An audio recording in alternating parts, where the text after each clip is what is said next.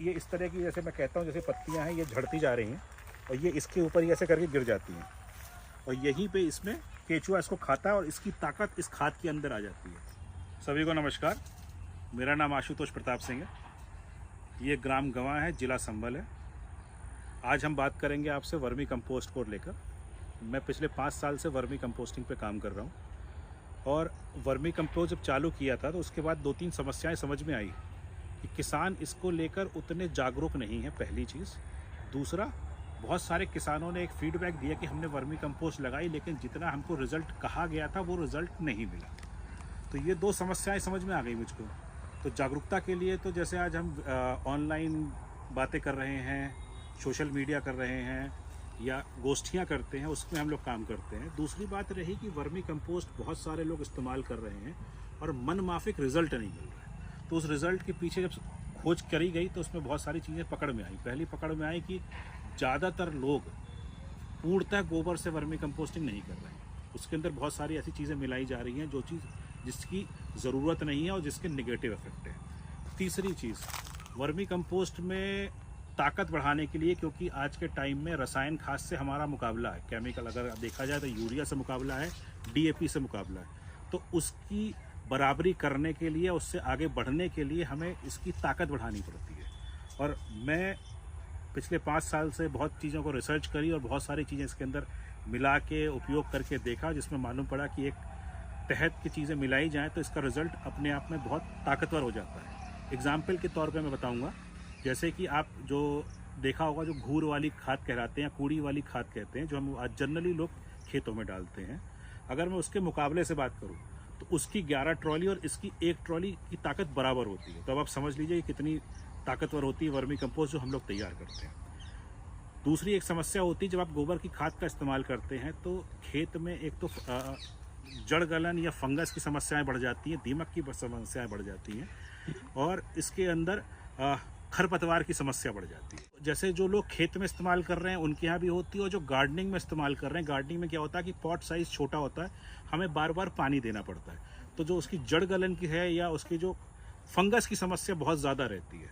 तो हम लोग क्या करते हैं कि जो हम अपनी वर्मी कंपोस्ट तैयार करते हैं, इसके अंदर बहुत तरह की सीक्रेट्स डालते हैं। सिर्फ सीक्रेट्स कुछ नहीं है, उसके अंदर बहुत तरह के जैविक के कॉम्बिनेशन है जो आज मैं आपको बताने वाला हूँ। हम फंगस के लिए, आपने नाम सुना होगा ट्राइकोडर्मा और सुडोमोनास का, उसका हम लोग इसके अंदर इस्तेमाल करते हैं, वो हम यहाँ पे मिलाते हैं। इसके अलावा जैसे अब उसमें नाइट्रोजन है, तो नाइट्रोजन के लिए जो सरसों एक बहुत बड़ा नाइट्रोजन का सोर्स है, गाजर घास नाइट्रोजन का बहुत बड़ा सोर्स है, उसकी हम एक्सट्रैक्ट बना के इसके अंदर मिलाते हैं। बाकी इसके अंदर जो ग्रोथ प्रमोटर्स और हार्मोन्स के लिए है, सहजन है। अगर आप देख रहे होंगे तो मेरे खेत की, मतलब इस यूनिट के आसपास आपको सहजन दिख रही होगी, ठीक है ना। आइए मैं आपको सहजन की फलियां दिखाता हूँ। ये सहजन की फलियां, ये देख रहे हैं आप, मेरे यहाँ पे फली सूख गई है और ये सहजन का है, सहजन पत्ता है, चारों तरफ सहजन लगा हुआ। ये सारे पत्ते, सब कुछ इसी में गिरता है, इसी से हम एक्सट्रैक्ट तैयार करते हैं जो इस वर्मी कंपोस्ट में हम लोग मिलाते हैं। इसके अलावा हम एडिशनल जो बैक्टीरिया आते हैं एनपीके के, नाइट्रोजन, फॉस्फोरस और पोटाशियम के आते हैं, उसका हम इसके अंदर मिश्रण करते हैं। इसके अलावा जैसे घर में मठा होता है और भी जो चीज़ें हैं, सीक्रेट चीज़ें हैं, आप यहाँ पे देखेंगे इसके आसपास आपको नीम के पेड़ दिखाई देंगे, कुछ और नीम के पेड़ भी हम प्लांट कर रहे हैं।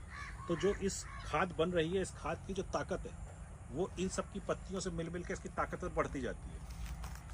इस ताकत से ये होता है कि जो कस्टमर मुझसे पिछले 5 साल से जुड़े हुए हैं, वो कस्टमर मेरे पास रेगुलर हैं, उनको बेहतरीन रिजल्ट मिल रहा है।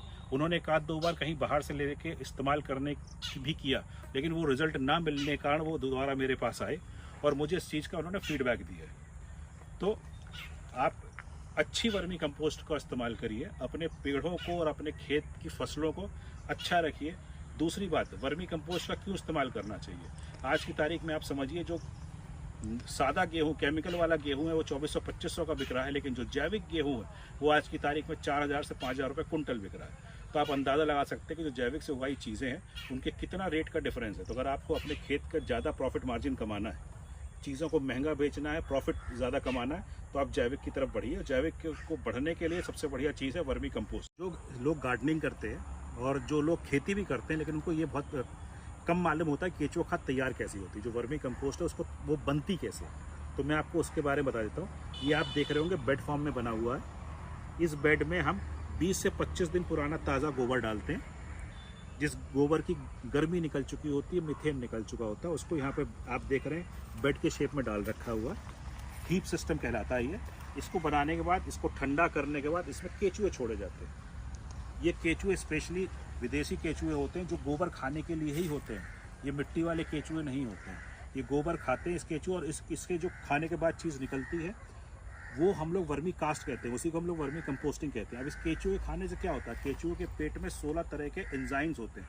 उन एंजाइम से ये जो गोबर है इतना एनरिच हो जाता है कि जिसको मैंने आपसे कहा ना 1:11, मतलब 1 ट्रॉली 11 ट्रॉली के बराबर ताकत, उतनी इसके अंदर ताकत आ जाती है। दूसरी, उन केचुए जो खरपतवार के बीज हैं, फंगस है और जो अलग अलग तरह के पैथोजेंस हैं उनको खा के ख़त्म कर देते हैं। तो जो दीमक की समस्या है, खरपतवार की समस्या है, जड़ गलन की समस्या है, वो सब इसके अंदर नहीं आती है। तो जो गार्डनिंग वाले लोग हैं उनको अपनी पॉट सॉइल में, जब वो अपना पॉट तैयार कर रहे हैं, उसमें कम से कम 25 से 30% वर्मी कंपोस्ट अगर डालते हैं तो जो बीज 3 से 4 दिन या 10 दिन बाद उगने वाला है, अगर आप करके एक्सपेरिमेंट करके देखिएगा। हमारी वर्मी कंपोस्ट में भिंडी का मैं आपको एग्जांपल दूंगा, क्योंकि आने वाला समय भिंडी की लगेगी जनवरी के बाद।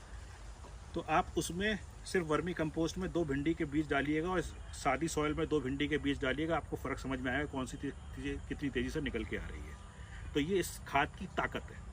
तो गार्डनिंग वाले जो हैं वो अपने पॉट में कम से कम 20 से 30% वर्मी कंपोस्ट मिलाएं, तो उनका पेड़ आपका बिल्कुल स्वस्थ रहेगा, बहुत अच्छे फूल आएंगे और बहुत ज़्यादा फूल आएंगे इसके साथ। चलिए देखिए, ये इस तरह की, जैसे मैं कहता हूँ, जैसे पत्तियाँ हैं ये झड़ती जा रही हैं और ये इसके ऊपर ही ऐसे करके गिर जाती हैं, और यहीं पे इसमें केचुआ इसको खाता है और इसकी ताकत इस खाद के अंदर आ जाती है। आप सर्च करिएगा कि इसको मोरिंगा कहते हैं, ड्रम स्टिक कहते हैं। ये आज के टाइम में पूरा फॉरेन इसको सुपर फूड के नाम से जान रहा है। इसमें दूध से 17 गुना ज़्यादा कैल्शियम होता है इसके अंदर।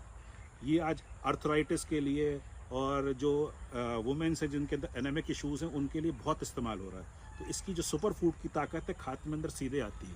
इसका हम इस तरह पत्तियां भी गिरती हैं और इसकी फलियों से और इनसे बाकी चीज़ों को हम टॉनिक तैयार करते हैं, वो टॉनिक भी इसके अंदर हम मिलाते हैं। और सारे लोग ये नहीं जानते कि वर्मी कंपोस्ट कितने दिनों में तैयार होता है। ठीक है, तो चलिए मैं आपको दिखाता हूँ। जैसे अभी हमने गोबर लगा रखा है, इसमें आप देख रहे हैं ताज़ा गोबर इधर बन रही है, इधर ये 2-3 बार उतर चुकी है। तो मोटा मोटा मैं आपको अंदाज़ा बताऊँ तो ये कम से कम 3 महीने लग जाते हैं इसको तैयार होने में, प्रॉपर पूर्णतः तैयार होने में। ठीक है, तो ये मत समझिए कि आज आपने गोबर डाला और कल बन गया। पूरी मेहनत जुड़ी होती है। 3 महीने तक इस पर रोज़ पानी का छिड़काव किया जाता है, क्योंकि इसके अंदर भी जीव रहते हैं। ये उनका खाना हो गया, पानी अलग से दिया जाता है। इसके अंदर अलग अलग चीज़ें मिलाई जाती हैं जिसमें इसकी ताकत बढ़ती रहती है।